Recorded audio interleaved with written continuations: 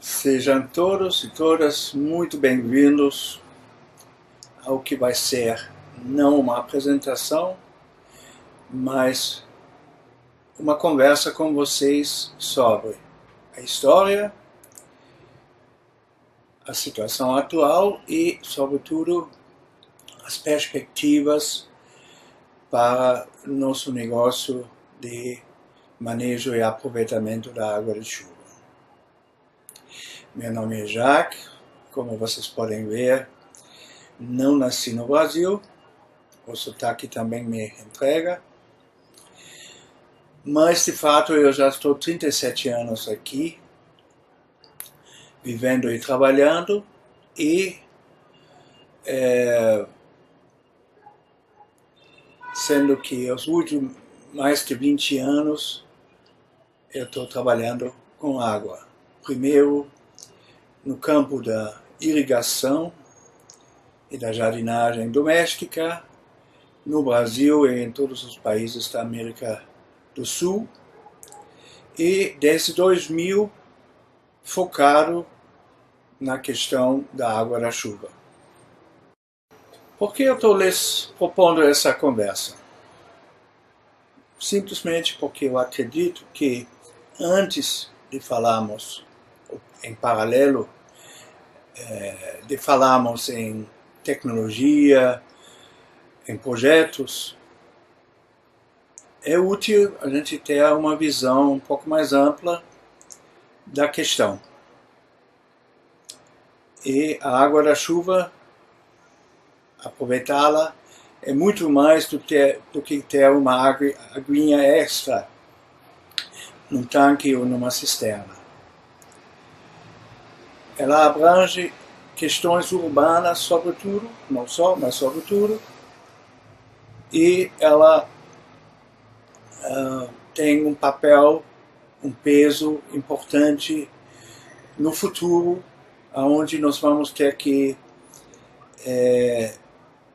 lidar com a questão da resiliência, quer dizer, da capacidade, sobretudo das cidades, de lidar com as mudanças climáticas.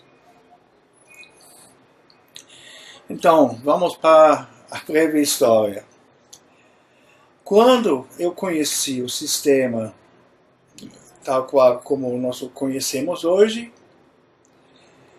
na Alemanha, eu disse para o dono da empresa, isso tem utilidade no Brasil.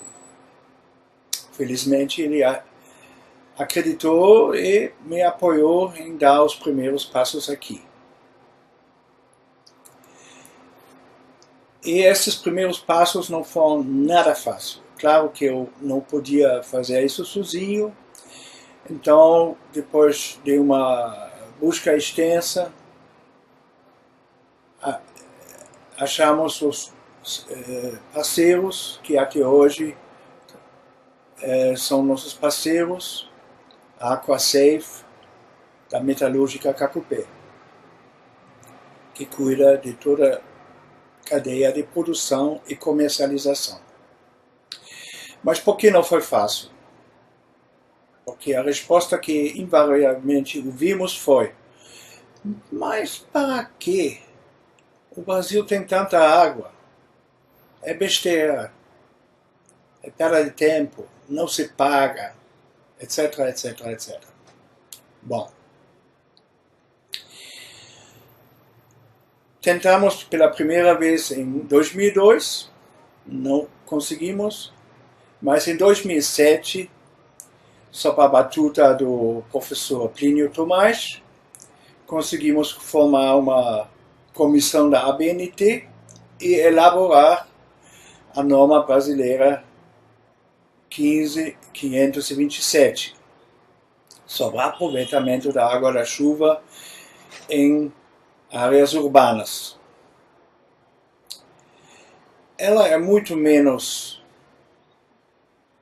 detalhada, o que tem sua razão de ser, do que a norma 1989 da Alemanha, a norma DIN, que tem 5 partes, que fala numa parte só sobre filtros, outra sobre acessórios, um terceiro sobre cisternas, um quarto sobre bombas, etc.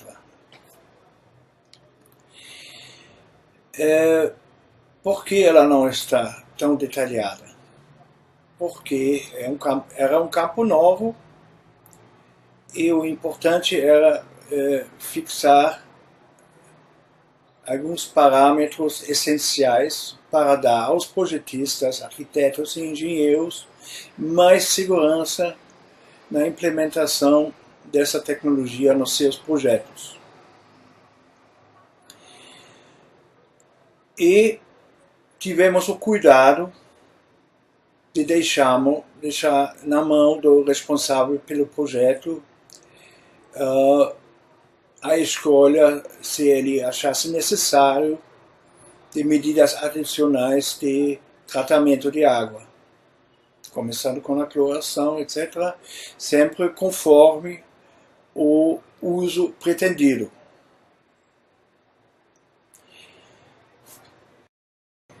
A divulgação da norma realmente foi um marco, porque sentimos claramente que com isso mais projetos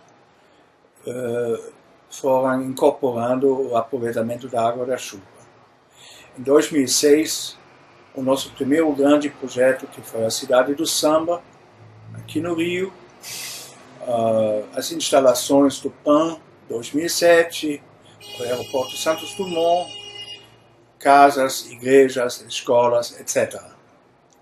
De modo que hoje temos já certamente mais de 20.000 instalações funcionando sem reclamações. Em paralelo, surgiu a necessidade de termos alguma representação, como, por exemplo, a energia solar tem, merecidamente, que lhes permite batalhar melhor por isenções fiscais e outras vantagens que se justificam devido à utilidade pública daquilo que nós fazemos. Desde 2001 eu acompanho e apoio a ABCMAC, que é a Associação Brasileira de Captação e Manejo da Água da Chuva. Fora o encontro em Belo Horizonte em 2006,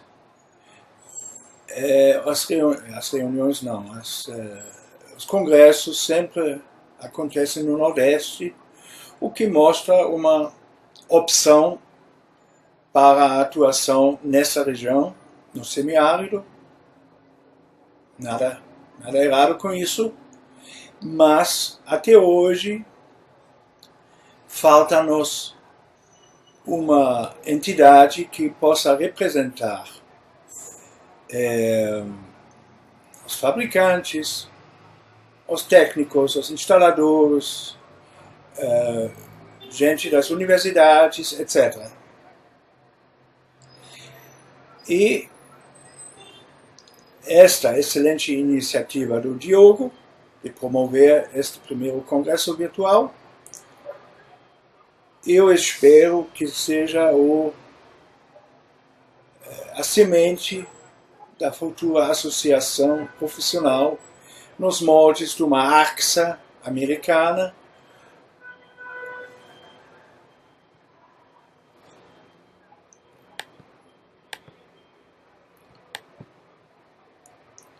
ou de um FBR alemão. O último, inclusive, reúne também os profissionais e fabricantes de equipamentos para reuso das águas cinzas.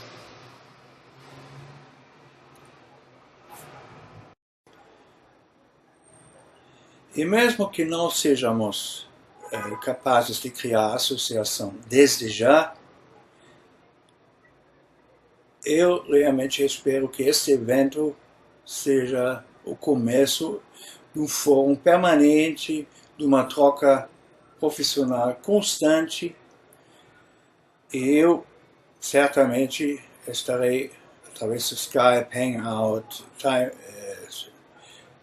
e outros meios, disposto a discutir projetos, questões outras aqui com vocês.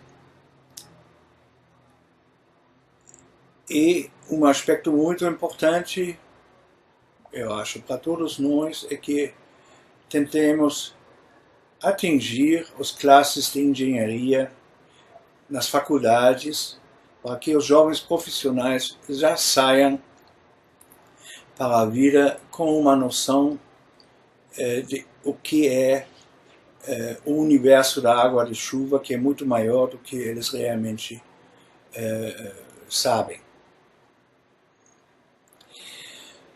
Terminando a história, a água da chuva, os equipamentos da água da chuva não nasceram da escassez de água, não.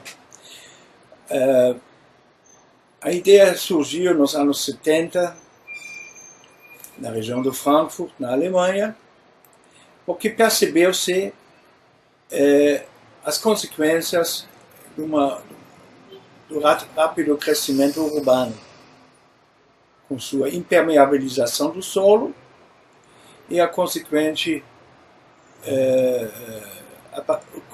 aparecimento de enchentes maiores. Então,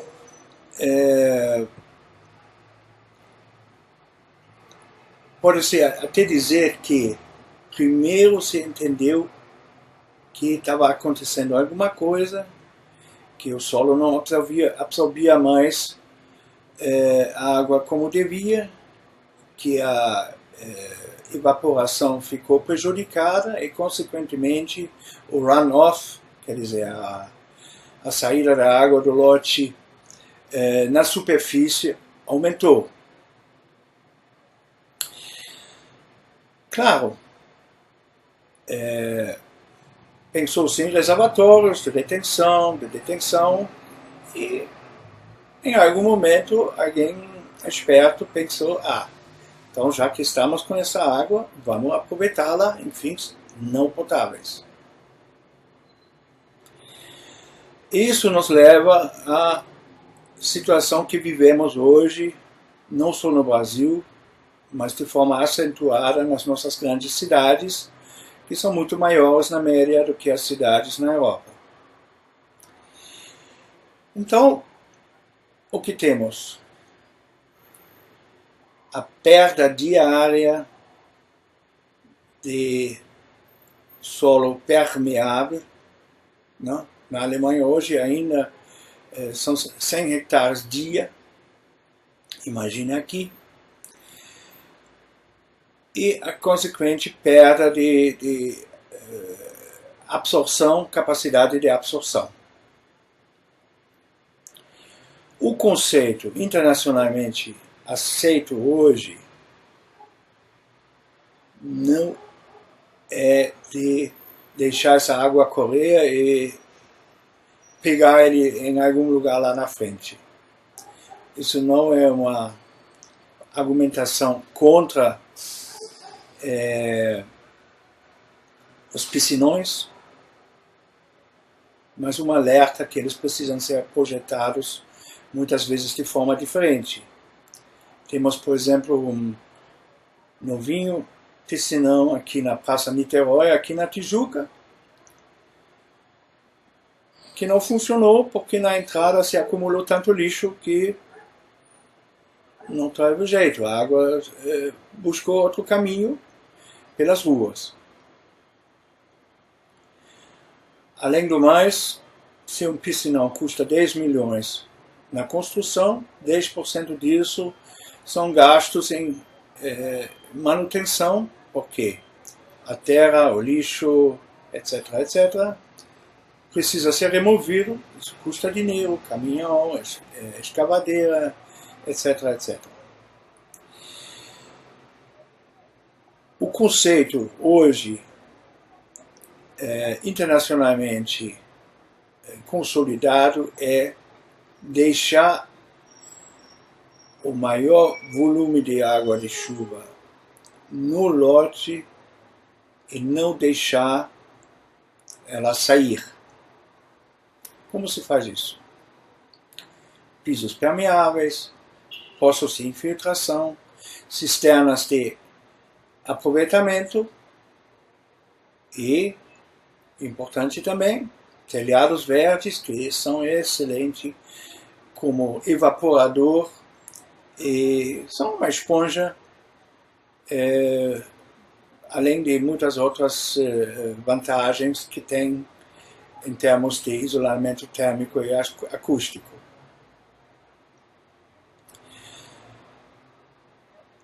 A questão da abundância de água já foi, não? Todos lembram a água secura, 1 ano e meio atrás em São Paulo, onde se viu até gente de boa educação se vendo forçada a disputar no córrego sujo a água com os jacarés. O nosso problema hoje é que tanto a comunicação oficial, como em parte também a mídia, atribui esse problema a uma circunstância especial, né? A Sabesp chegou a dizer que isso só acontece a cada, sei lá, 3.000 anos, o que não é verdade. O novo normal é o aparecimento de seca e o excesso de água. Porque com as mudanças climáticas, o regime de chuvas está mudando. Provavelmente teremos menos dias de chuva, mas quando cai muito mais forte. Isso é um desafio por qualquer sistema de drenagem em qualquer cidade do mundo. E não é possível que haja um sistema que possa lidar com isso sem problemas. Quando uma chuva de 100 anos, de repente acontece a cada 15, 20 anos. Ao mesmo tempo, a rápida urbanização, que especificamente no Brasil se deu numa velocidade tremenda, e hoje está chegando a 85% da população vivendo em cidades, não é humanamente nem tecnicamente possível manter unicamente um sistema de abastecimento centralizado. Isso não é uma crítica aos concessionários, mas simplesmente não dá. Então, como na energia solar ou eólica, também na questão da água, precisamos aprender a usar as fontes locais. A água da chuva é uma água muito mais solidária, muito mais democrática, porque se eu captar a água da chuva do meu telhado, eu não estou competindo com meus vizinhos, eu não estou botando bomba para chupar da rua antes deles. Pelo contrário, eu diminuo o meu consumo de água encanada, minha necessidade, e com isso vai dar para mais gente. E o outro lado dessa moeda é que cada metro cúbico que a gente guarda, seja para infiltrar, seja para evaporar, seja para utilizar, é um metro cúbico a menos que corre pelas ruas, carregando lixo, terra, para os piscinões ou para os rios. Rios estes que precisamos muito para o nosso abastecimento futuro. E aproveitar a água da chuva, reutilizar as águas cinzas numa outra etapa, são medidas para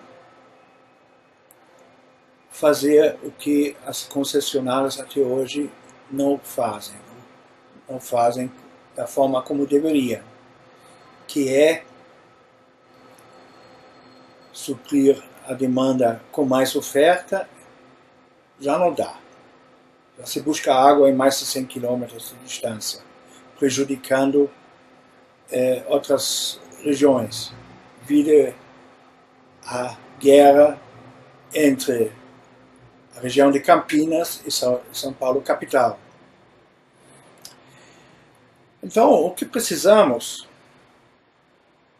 é diminuir, atenuar a demanda.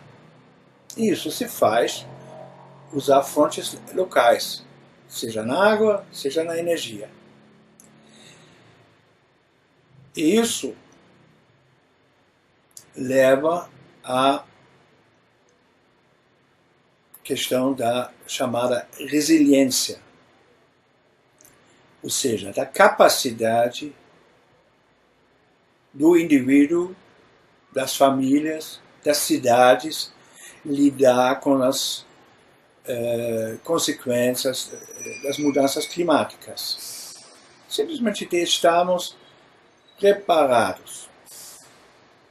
Imaginem na Alemanha, onde o abastecimento de tudo parece funcionar perfeitamente, estão sendo revistos os manuais de prevenção,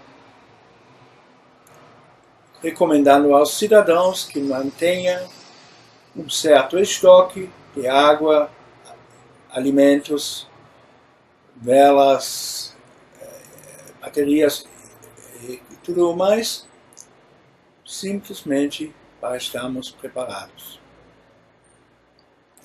Da mesma forma, acredito eu, que precisamos de um corpo de auxiliar técnico, ou seja, que é capaz de dar ajudar a defesa civil e aos bombeiros para as tarefas que mais precisam de tratamento profissional. E esse corpo auxiliar técnico seria formado por nós, os cidadãos e cidadãs, que, por exemplo, numa tempestade, tem o equipamento e o treinamento de cortar árvores e deixar os bombeiros fazer coisas mais importantes. Precisamos de treinamento, o que fazer nas enchentes.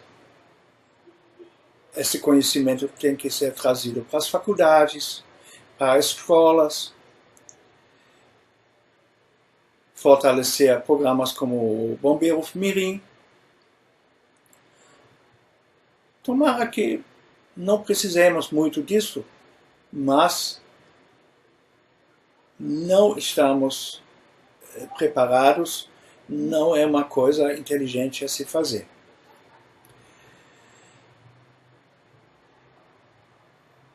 E aí isso me leva às perspectivas que eu considero excelentes para o nosso negócio.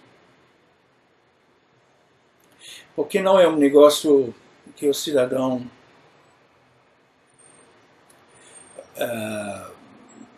vai considerar um luxo ou Gosta, não gosta? Não.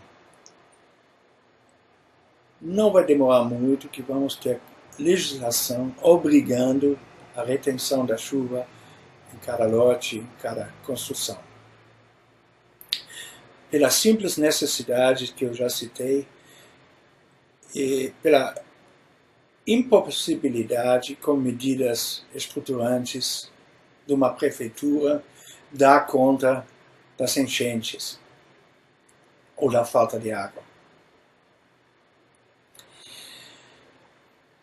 Então, o cidadão obviamente vai escolher entre as opções, mas dificilmente vai poder deixar de ter um sistema de aproveitamento e retenção da água da chuva.